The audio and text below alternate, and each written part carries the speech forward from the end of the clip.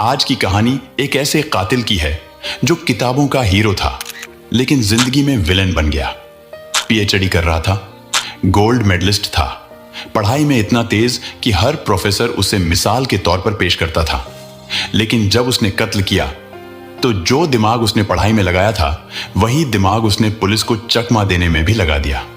Police वालों ने भी कहा, ऐसा माइंड हमने क्राइम सीन पर पहले कभी नहीं देखा। इस कहानी का एक पहलू और भी था कि जिस लड़की का कत्ल हुआ था उसके परिवार वालों ने एफआईआर तक नहीं लिखवाई थी क्योंकि उन्हें लगा था वो भाग गई होगी और समाज में बदनामी हो गई तो क्या कहेंगे लोग। लेकिन एक साल बाद जब हकीकत सामने आई तो सच्चाई कुछ और ही थी। इस कहानी की शुरुआत होती है 30 मई 2015 को। दरअसल 3 जून 2015 को कर्नाटक के हुबली इलाके में एक लाश मिलती है, एक ऐसे खेत के बीचों बीच जहां दूर दूर तक सन्नाटा पसरा होता है। कुछ किसान उस रास्ते से गुजर रहे थे। खेतों के बीच कुछ कच्चे रास्ते बने हुए थे जो अक्सर इस्तेमाल नहीं होते थे। ऊपर से हाल ही में बारिश हुई थी जिसकी वजह से उन पगडंडियों पर आना जाना और भी कम हो गया था। लेकिन उसी दौरान एक किसान उस रास्ते से गुजरता है और उसकी नजर अचानक जमीन पर पड़ी एक चीज पर ठहर जाती है। वो देखता है कि एक लाश जो बुरी तरह सड़ गल चुकी है, आधी जमीन में दबी हुई है और आधी बाहर निकली हुई। ये मंजर इतना भयानक था कि उसके होश उड़ गए। उसने बिना वक्त गंवाए पुलिस को खबर दी। पुलिस मौके पर पहुंचती है और जो नजारा सामने होता है वो वाकई हैरान कर देने वाला था। लाश की हालत इतनी खराब थी कि पहचानना तो दूर, ये समझ पाना भी मुश्किल था कि ये किसी इंसान का शव है या सिर्फ हड्डियों का ढांचा। कपड़े पूरी तरह गल चुके थे, शरीर पूरी तरह सड़ चुका था, बचा था तो बस एक कंकाल। लाश को शायद आवारा कुत्तों ने बुरी तरह से नोच कर खा लिया था। लेकिन हैरानी की बात यह थी कि उस कंकाल के गले में अब भी एक सोने की चैन लटकी हुई थी और उस चैन में एक लॉकेट लगा हुआ था जिस पर सिर्फ 2 अक्षर खुदे थे, AA। अब पुलिस ने उस लाश को कब्जे में लिया और मोर्चरी भेज दिया गया। इन्वेस्टिगेशन शुरू हो चुकी थी लेकिन यह एक ऐसा मामला था जिसमें शुरुआत से ही अंधेरा ज्यादा था और उम्मीदें कम। वक्त बीतता जा रहा था लेकिन पुलिस को कोई ठोस क्लू नहीं मिल रहा था। आसपास के जितने भी पुलिस स्टेशन थे उन सभी जगहों पर इस लाश की सूचना भेजी गई ताकि देखा जा सके कि कहीं किसी थाने में कोई ऐसी मिसिंग रिपोर्ट दर्ज तो नहीं जो इस मामले से जुड़ती हो। हर रिकॉर्ड खंगाले गए, हर मिसिंग केस की फाइलों को पलटा गया लेकिन कोई मेल नहीं बैठा। पुलिस की परेशानी अब बढ़ने लगी थी क्योंकि ना तो मृतक की पहचान हो रही थी और ना ही किसी ने उसकी गुमशुदगी की रिपोर्ट दर्ज करवाई थी। यह केस बिल्कुल अंधेरे में था। लेकिन तभी जब पोस्टमार्टम रिपोर्ट सामने आई तो एक अहम जानकारी मिली। रिपोर्ट में साफ साफ बताया गया कि यह किसी महिला की लाश है जिसकी उम्र करीब 20 से 25 साल के बीच रही होगी। यानी अब पुलिस को कम से कम यह तो पता चल गया था कि यह लाश एक युवती की है। मगर इसके आगे फिर वही सन्नाटा था। ना कोई पहचान, ना कोई नाम, ना कोई ठिकाना। पुलिस हर तरफ से कोशिश कर रही थी लेकिन हर रास्ता बेनतीजा साबित हो रहा था। 3 जून को यह लाश मिली थी और फिर जून, जुलाई, अगस्त, सितंबर, 4 महीने बीत गए। फिर आता है अक्टूबर का महीना और 24 अक्टूबर को एक शख्स पुलिस स्टेशन में दाखिल होता है। नाम था गिरिधर। उन्होंने पुलिस से कहा कि उनकी बेटी 29 अक्टूबर 2014 से गायब है। अब जरा रुकिए और गौर कीजिए। लड़की 2014 से गायब है और रिपोर्ट लिखवाने गिरिधर जी अब आए हैं 2015 में, यानी करीब 2 साल बाद। पुलिस ने जब उनसे यही सवाल पूछा कि इतने लंबे समय तक आपने कोई सूचना क्यों नहीं दी, तो जो वजह उन्होंने बताई वो खुद में एक आईना है उस सोच का जो आज भी समाज में जिंदा है। गिरिधर ने कहा, हमने अपनी बेटी को हर तरफ तलाशा लेकिन जब वो नहीं मिली तो सोचा कि पुलिस में जाने से बात पूरे खानदान तक फैल जाएगी, पड़ोसियों तक पहुंच जाएगी और क्योंकि वो एक जवान लड़की थी इसलिए हमें बदनामी का डर लगने लगा, इज्जत चली जाएगी। यही सोचकर हम चुप रहे। हमने उसे खुद ढूंढने की कोशिश की लेकिन फिर यही लगा कि शायद वो कहीं चली गई होगी अपनी मर्जी से। लेकिन अब जब इतने महीने बीत चुके हैं तो हमें लगने लगा है कि कुछ गड़बड़ है। और इसलिए अब रिपोर्ट दर्ज कराने आए हैं। अब जरा सोचिए, क्या वाकई इज्जत के नाम पर बदनामी के डर से एक बेटी की गुमशुदगी पर भी चुप रहना चाहिए था? क्या समाज के ताने, पड़ोसियों की बातें और खानदान की झूठी शान एक मासूम की जान से ज्यादा कीमती हैं? हरगिज नहीं। अगर इन महाशय ने उसी समय पुलिस को खबर दी होती, अगर इज्जत से ज्यादा बेटी की सलामती को अहमियत दी होती, तो शायद आज ये कहानी कुछ और होती। आपका क्या कहना है इस सोच के बारे में? क्या इज्जत के नाम पर खामोश रहना वाजिब था? अपनी राय नीचे कमेंट में जरूर दें। खैर, जब डीएनए टेस्ट कराया गया तो सारी शंकाओं पर विराम लग गया। जो लाश 4 महीने पहले खेत से बरामद हुई थी, वो किसी और की नहीं बल्कि गिरिधर जी की बेटी अर्पिता की थी। अर्पिता एग्रीकल्चर की स्टूडेंट थी, पढ़ाई में ठीक ठाक थी और हुबली सिटी में ही एक कॉलेज से ग्रेजुएशन कर रही थी। अब पुलिस को यह तो साफ हो गया कि यह लाश अर्पिता की है, लेकिन अब अगला सवाल था, अर्पिता की मौत कैसे हुई और क्यों हुई? मगर यहां एक और मुश्किल सामने आई। अर्पिता का मोबाइल फोन नहीं मिला। वो फोन जो आज के दौर में किसी की पूरी जिंदगी का रिकॉर्ड होता है, वो गायब था। फिर पुलिस ने अर्पिता का नंबर उसके घर वालों से लिया और उसके कॉल डिटेल रिकॉर्ड निकलवाए गए। अब एक एक नंबर को खंगाला गया, हर कॉल को गौर से देखा गया, हर नंबर को शॉर्टलिस्ट किया गया। पुलिस ने अर्पिता के कॉलेज के सभी दोस्तों से पूछताछ की, रिश्तेदारों से लेकर पड़ोसियों तक हर उस शख्स से बात की जिससे अर्पिता का थोड़ा बहुत भी संपर्क रहा था। फिर एक एक करके अर्पिता के सभी दोस्तों से पूछताछ शुरू की गई। पुलिस ने जो लिस्ट तैयार की थी वो सिर्फ कॉल डिटेल रिकॉर्ड्स पर आधारित नहीं थी, बल्कि उसमें कॉलेज से जुड़े पुराने रिश्तों और दोस्तियों को भी शामिल किया गया था। इसी लिस्ट में एक नाम सामने आया, अरुण, अर्पिता का पुराना दोस्त। वो नाम जो न सिर्फ कॉल डिटेल्स में मौजूद था बल्कि बाकी दोस्तों की बातों में भी बार बार दोहराया जा रहा था। लेकिन फिलहाल अरुण हुबली में नहीं बल्कि बेंगलुरु में था, जहां वो एक प्रतिष्ठित संस्थान से पीएचडी कर रहा था। कभी अर्पिता और अरुण ने एक साथ एग्रीकल्चर यूनिवर्सिटी में पढ़ाई की थी। दोनों क्लासमेट थे, एक दूसरे के अच्छे दोस्त भी। मगर वक्त के साथ बहुत कुछ बदल गया। अरुण अपनी पढ़ाई में आगे निकल गया, जबकि अर्पिता शायद किसी क्लास में फेल हो गई और वहीं की वहीं रह गई। धीरे धीरे उनका कॉलेज अलग हुआ, शहर अलग हुआ और साथ में जिंदगी की रफ्तार भी। अब दोनों के बीच पहले जैसी नजदीकियां नहीं रहीं, लेकिन हां, फोन पर बातचीत अब भी जारी थी। क्योंकि जब पुलिस ने उसके कॉल रिकॉर्ड्स को और गहराई से छाना और बाकी दोस्तों से मिली जानकारी को जोड़ा, तो धीरे धीरे अरुण की सच्चाई भी सामने आने लगी। पुलिस ने अरुण से पूछताछ की और वो सिर्फ एक बार नहीं बल्कि पूरे 4 बार। हर बार सवाल पूछे गए और हर बार अरुण का जवाब एक ही जैसा रहा। वो यही कहता रहा कि हां, मैं और अर्पिता अच्छे दोस्त थे, हम दोनों एक ही कॉलेज में पढ़ते थे। फिर मेरी पढ़ाई आगे बढ़ गई और मैं बेंगलुरु चला आया।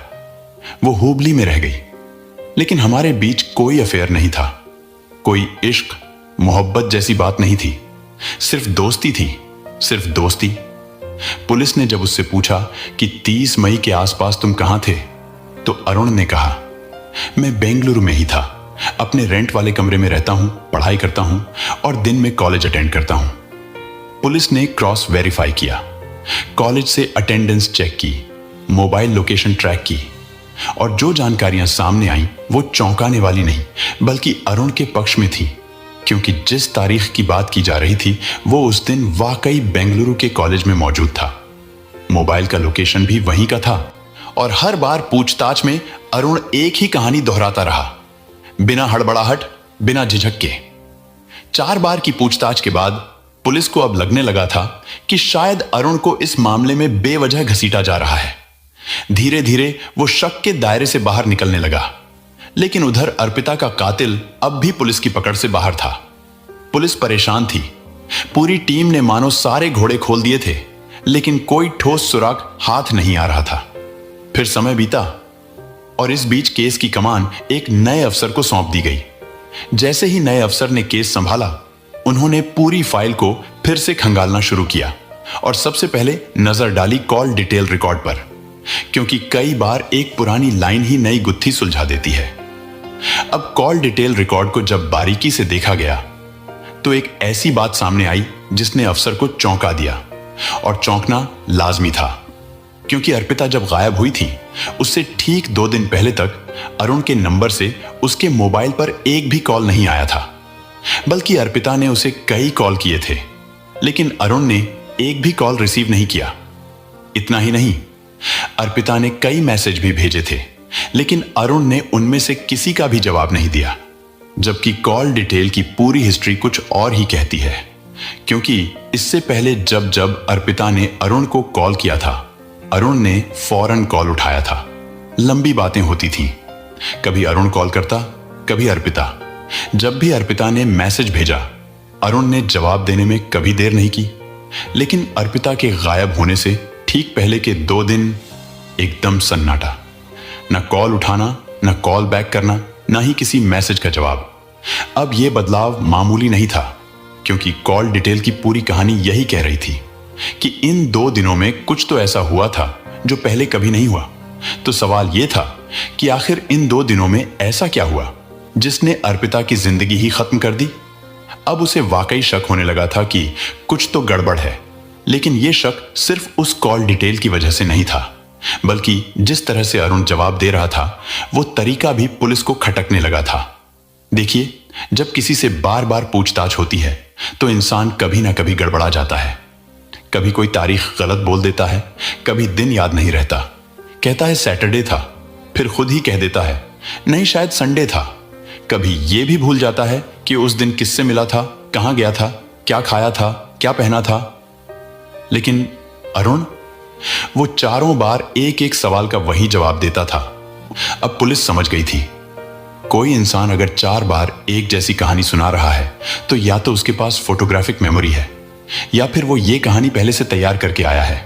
और जब कहानी तैयार होती है तो कहीं ना कहीं हकीकत छुपाई जा रही होती है। अब पुलिस ने अरुण के चारों स्टेटमेंट्स एक एक करके पढ़े। पुलिस को अब इस पूरे मामले में शक गहराने लगा था, इसलिए अरुण पर खामोशी से नजर रखी जाने लगी। जब पुलिस ने उसकी पृष्ठभूमि खंगालनी शुरू की तो पता चला कि उसके पिता एक सरकारी कॉलेज में प्रिंसिपल हैं, एक भाई आर्मी में है, और अरुण खुद पढ़ाई में इतना होशियार है कि गोल्ड मेडलिस्ट रह चुका है और इस वक्त पीएचडी कर रहा है। उसका एकेडमिक रिकॉर्ड इतना बेदाग था कि हर कोई मानता था यह लड़का सिर्फ पढ़ाई में डूबा रहता है। लेकिन पुलिस को कॉल और मैसेज के उस 2 दिन के अंतराल ने चौंका दिया जब अर्पिता लापता हुई थी। उन्हें यह संयोग नहीं बल्कि कोई संकेत लगने लगा था। सवाल था, अगर फिर से अरुण को बुलाकर पूछताछ की गई तो क्या वो फिर से वही घिसा पिटा जवाब देकर पुलिस को गुमराह कर देगा। इसी सोच विचार के बीच जांच अधिकारी ने अपने सीनियर अफसरों से बात की। उन्होंने सुझाव दिया कि इस बार बिना किसी नोटिस के सीधे बेंगलुरु चलते हैं, जहां अरुण रह रहा था। उसका पता तो पहले से दर्ज था ही, अब जरूरत थी वहां जाकर उसके किराए के कमरे की तलाशी लेने की। उम्मीद थी कि शायद वहीं से कोई सुराग हाथ लग जाए। तय किया गया, अब अगला कदम यही होगा। अब हुबली पुलिस की एक टीम बिना अरुण को कोई सूचना दिए सीधे बेंगलुरु पहुंच जाती है। जैसे ही वहां पहुंचते हैं, सीधा अरुण के कमरे का दरवाजा खटखटाते हैं। अरुण दरवाजा खोलता है और सामने उन्हीं पुलिस वालों को खड़ा पाता है जिनसे वो पहले ही 4 बार सवाल जवाब कर चुका था। पुलिस को दरवाजे पर देखकर वो थोड़ा चौंक जाता है, क्योंकि उसे इस बार कोई सूचना नहीं दी गई थी। लेकिन पुलिस वाले भी मुस्कुराकर कहते हैं, कोई बड़ी या गंभीर बात नहीं है, बस बेंगलुरु केस से जुड़ी कुछ बातें करनी थी, इसलिए मिलने चले आए। अरुण पहले की ही तरह आत्मविश्वास से भरा था। उसने तुरंत कहा, आपको यहां आने की जरूरत नहीं थी सर, आप कहते तो मैं खुद ही चला आता। पुलिस ने हल्की फुल्की बातचीत शुरू की। कोई ऐसा संकेत नहीं दिया कि वे उसे लेकर अब भी संदेह में हैं। सब कुछ बेहद सामान्य और सहज तरीके से चल रहा था। बातचीत के बीच अचानक पुलिस ने कहा, हमें अपनी तफ्तीश को लेकर पूरी तरह संतुष्ट होना है, इसलिए हम आपके कमरे की तलाशी लेना चाहते हैं। पुलिस तलाशी का सर्च वारंट पहले से लेकर आई थी और यह सुनते ही अरुण ने बेहद लापरवाही से कहा, बिल्कुल कीजिए, जो भी देखना है देख लीजिए। उसे पूरा भरोसा था कि उसके कमरे में कुछ ऐसा नहीं है जिससे पुलिस को कोई हथियार, सबूत या शक की चीज मिल सके। वह निश्चिंत था कि उसके सारे डिटेल्स पहले ही खंगाल लिए गए हैं और अब तलाशी से कुछ नहीं निकलने वाला। जब पुलिस ने अरुण के कमरे की तलाशी शुरू की तो वहां किताबों के अलावा कुछ खास नहीं था, लेकिन इन किताबों के बीच एक छोटी सी डायरी नजर आई। जैसे ही पुलिस की नजर उस डायरी पर पड़ी और उन्होंने उसे उठाया, अरुण का चेहरा अचानक बदल गया। उसकी घबराहट को पुलिस ने तुरंत भांप लिया। पुलिस ने डायरी को खोला और धीरे धीरे पढ़ना शुरू किया। पहले 2 पन्ने पढ़ने के बाद ही पुलिस को समझ में आ गया कि अर्पिता का कातिल कौन है। वो डायरी, जो पहले सिर्फ एक साधारण नोटबुक लग रही थी, दरअसल अरुण की खुद की थी और उसी डायरी में उसने अर्पिता के कत्ल की पूरी कहानी लिखी हुई थी। पुलिस ने इसे एक एक शब्द ध्यान से पढ़ा और यकीन हो गया कि यह केस अब सुलझ चुका था। अर्पिता की हत्या की पूरी साजिश और उसके बाद की घटनाएं उस डायरी में बयां की गई थीं और जब पुलिस ने इसे पढ़ा तो यह ऐसा लग रहा था जैसे कोई इन्वेस्टिगेटिंग अफसर अपनी डिटेल्स नोट कर रहा हो। पुलिस ने अब पूरी तरह से भरोसा कर लिया था कि अरुण ही अर्पिता का कातिल है। इसके बाद पुलिस ने अरुण को अपने साथ हुबली ले जाने का फैसला किया। हुबली पहुंचने के बाद पुलिस कमिश्नर ने एक प्रेस कॉन्फ्रेंस आयोजित की और अरुण को मीडिया के सामने पेश करते हुए ऐलान किया, अर्पिता का केस सुलझा लिया गया है और अर्पिता का कातिल कोई और नहीं बल्कि अरुण है।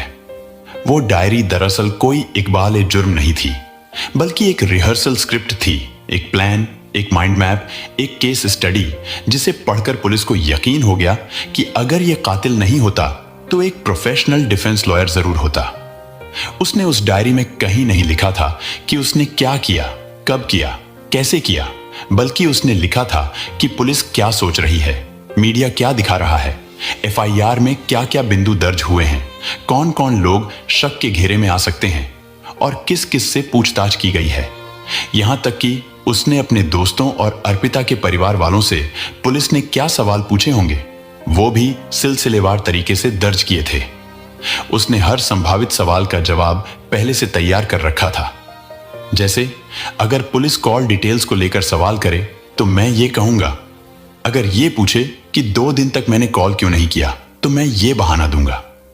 अजीब बात यह थी कि पुलिस ने जब पूछताछ की तो इन सवालों में से कई पूछे ही नहीं थे और शायद इसी बात ने उसे और सतर्क बना दिया था।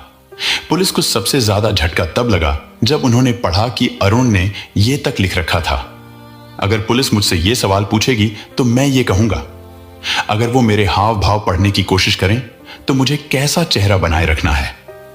वो डायरी किसी जुर्म की कहानी नहीं थी, बल्कि पुलिस की सोच को एक आईना दिखा रही थी। उसे पढ़ते ही पुलिस को एहसास हो गया कि यह सिर्फ एक ब्रिलियंट स्टूडेंट नहीं, बल्कि एक ऐसा इंसान है जिसने पुलिस से एक कदम आगे सोच रखा है। उस डायरी का हर पन्ना पुलिस के लिए चौंकाने वाला था, क्योंकि यह सब किसी आम इंसान की सोच नहीं हो सकती थी। अरुण की डायरी ने जैसे ही उसके भीतर की परतें खोलनी शुरू की तो उसको यह समझ में आ गया कि अब वह सच को छिपा नहीं पाएगा। मजबूरी में अरुण को बताना पड़ा कि सच्चाई क्या थी और कब से यह सिलसिला चल रहा था। उसने जो बताया और उससे जो कहानी निकलकर सामने आई वह निश्चित तौर पर सोचने का विषय है। अरुण और अर्पिता की कहानी कोई अचानक शुरू हुई प्रेम कहानी नहीं थी। ये कहानी स्कूल के दिनों से चली आ रही थी, जब दोनों 12वीं कक्षा में थे। वहीं से दोस्ती शुरू हुई और फिर धीरे धीरे वो दोस्ती प्यार में बदल गई। कॉलेज के शुरुआती सालों तक उनका रिश्ता बना रहा। अरुण तब कॉलेज में था और अर्पिता अभी भी 12वीं में थी, लेकिन उनकी मोहब्बत में कोई रुकावट नहीं थी। एक दूसरे के साथ समय बिताना, सपने देखना और भविष्य की योजनाएं बनाना, सब कुछ चल रहा था। लेकिन अरुण एक बेहद मेधावी छात्र था। उसका पूरा ध्यान पढ़ाई पर था। उसके लिए करियर सबसे पहले था और वो जानता था कि उसे जीवन में कुछ बड़ा करना है। गोल्ड मेडलिस्ट था, पीएचडी कर रहा था और अपनी मंजिल की तरफ पूरे फोकस के साथ बढ़ रहा था। वहीं दूसरी ओर अर्पिता धीरे धीरे पढ़ाई से भटकने लगी थी। प्यार में उसकी प्राथमिकताएं बदल गई थी। उसका मन पढ़ाई में नहीं लगता था और इसका असर उसकी पढ़ाई पर पड़ा भी। वो एक बार फेल हो गई, लेकिन फिर भी अरुण उसके साथ था। हालांकि धीरे धीरे दोनों की सोच में फर्क आना शुरू हो गया था। समस्या तब गहरी हुई जब अरुण ने पीएचडी शुरू की और अर्पिता ने शादी की बात छेड़ दी। वो चाहती थी कि अब उनका रिश्ता सामाजिक रूप से मान्यता पाए, लेकिन अरुण के लिए यह वक्त शादी का नहीं था। उसे लगता था कि जब तक पढ़ाई पूरी नहीं हो जाती तब तक ऐसे किसी रिश्ते में बंधना उसके करियर के लिए ठीक नहीं होगा। उसने अर्पिता से कहा भी कि थोड़ा इंतजार कर लो, अभी नहीं। लेकिन अर्पिता इंतजार नहीं करना चाहती थी। उसे लग रहा था कि अरुण उसे टाल रहा है, बहाने बना रहा है। उसका भरोसा डगमगाने लगा था। वहीं अरुण को लगने लगा था कि अर्पिता अब उसकी प्रगति में रुकावट बन रही है। दोनों के बीच दूरियां बढ़ने लगी और यहीं से उस मोहब्बत में एक अजीब सी खामोशी और तनाव भरने लगा, जो बाद में एक भयावह मोड़ लेने वाला था। इधर जब अर्पिता फेल हुई तो अरुण को यह लगा कि यह इस तरीके से पढ़ने लिखने में तेज नहीं है। उसे लगा आगे चलकर जिंदगी में वो जोड़ी फिट नहीं बैठेगी, तो वो धीरे धीरे अर्पिता से किनारा करने लगा। अर्पिता लेकिन शादी के लिए दबाव डालने लगी। उसने कहा कि हम तुम्हारी फैमिली को बता देंगे कि हमारा अफेयर है और तुम शादी से पीछे हट रहे हो। अरुण अपनी फैमिली को लेकर बहुत डरता था। पिता स्ट्रिक्ट थे, एक गवर्नमेंट स्कूल कॉलेज के प्रिंसिपल थे। एक भाई आर्मी में था, तो वो अपने फैमिली को लेकर बड़ा डरता था और उसे यह हो गया कि घर में पता चल गया तो फिर क्या होगा। लेकिन उसे यह बात उस समय सोचनी चाहिए थी जिस समय वह अर्पिता से रिलेशन में आया था। अब इतने दिन रिलेशन में रहने के बाद उसकी यह सोच शोभा नहीं दे रही थी। यदि वह सच में प्यार करता था तो किसी परीक्षा में पास होना या फेल होना उसके प्यार में नहीं आना चाहिए था, और यही बात लड़कियों को समझने की जरूरत है। आजकल के 99% रिश्ते सिर्फ स्वार्थ के होते हैं। खैर, इधर अब अर्पिता लगातार उस पर शादी का दबाव बना रही थी। इन सब के बीच अरुण इतना तंग आ गया कि उसने फिर यह तय किया कि वह अर्पिता को रास्ते से हटा देगा ताकि यह बात किसी को पता ही न चले। और फिर इसी के बाद उसने कत्ल की प्लानिंग शुरू की। लेकिन वो चाहता था कि कत्ल ऐसा हो जो बिल्कुल फुल प्रूफ हो, न किसी को शक हो, न कोई सबूत बचे और न ही वो कभी पकड़ में आए। उसने इसकी पूरी तैयारी की। 30 मई, जिस दिन से अर्पिता मिसिंग थी, उसी दिन अरुण ने अर्पिता को फोन किया और कहा कि मैं तुमसे मिलना चाहता हूं। लेकिन उसने ये कॉल अपने मोबाइल से नहीं किया। वो पीसीओ से गया और कॉल किया, वो भी बेंगलुरु से नहीं बल्कि हुबली पहुंचकर। हुबली के एक लोकल पीसीओ से लोकल नंबर पर कॉल किया। इस दौरान अपना मोबाइल उसने बेंगलुरु के अपने कमरे में ऑन करके साइलेंट मोड पर रख दिया था ताकि लोकेशन बेंगलुरु ही दिखे। उसे पता था कि मोबाइल की घंटी नहीं बजेगी और ट्रेसिंग में बेंगलुरु ही दिखेगा, इसीलिए वो मोबाइल लेकर हुबली नहीं गया। हुबली पहुंचकर उसने अर्पिता को फोन किया और कहा कि मुझे तुमसे मिलना है। अर्पिता वैसे भी उससे मिलना चाहती थी तो मान गई। फिर वो दोनों मिले, फिर इधर उधर घूमा। बातों में वक्त बीतता गया और शाम के करीब 7 बज गए। दोनों ने एक ऑटो रिक्शा लिया और शहर से थोड़ा बाहर निकल गए। एक सुनसान जगह पर ऑटो रुकवाया और अब ये दोनों पैदल चलने लगे। तब तक लगभग अंधेरा हो चुका था। मौका देखते ही अरुण ने अर्पिता के ही दुपट्टे से उसका गला घोंट दिया। गला घोंटने के बाद वहीं पास में एक खेत में गड्ढा खोदा। एक दिन पहले बारिश हुई थी, मिट्टी गीली थी, इसलिए ज्यादा समय नहीं लगा।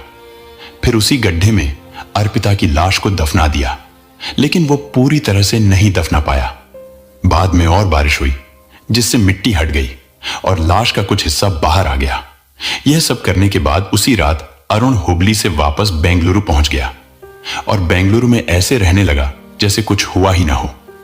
लेकिन उसे अंदाजा था कि एक दिन लाश मिलेगी, एक दिन पुलिस जांच करेगी और एक दिन उसका नाम भी सामने आएगा, क्योंकि वो अर्पिता के साथ रिलेशन में था और शायद इसी वजह से उसने पहले से तैयारी शुरू कर दी थी। बाद में पुलिस ने इस पूरे मामले में चार्जशीट दाखिल की। अरुण की पढ़ाई वहीं छूट गई, लेकिन 2.5 साल की प्रक्रिया के बाद उसे जमानत मिल गई। अब यह मामला अभी भी लोअर कोर्ट में चल रहा है। अरुण फिलहाल जमानत पर बाहर है और सभी को अब उस फैसले का इंतजार है जो शायद अब जल्दी ही आ जाए। ये कहानी अब आपसे एक सवाल पूछती है, क्या पढ़ाई का मतलब सिर्फ डिग्री है या इंसानियत भी पढ़ाई का हिस्सा होनी चाहिए? और क्या बेटियों को सिर्फ इसलिए चुपचाप खो देना चाहिए क्योंकि समाज कुछ कहेगा? आपका जवाब सिर्फ एक कमेंट नहीं होगा, बल्कि यह तय करेगा कि अगली अर्पिता को बचाने में हम कितने जिम्मेदार हैं। अगर यह कहानी आपको सोचने पर मजबूर करे तो इसे दिल से आगे बढ़ाइए, ताकि कोई और अरुण फिर किसी अर्पिता को ना छीन सके। जय हिंद।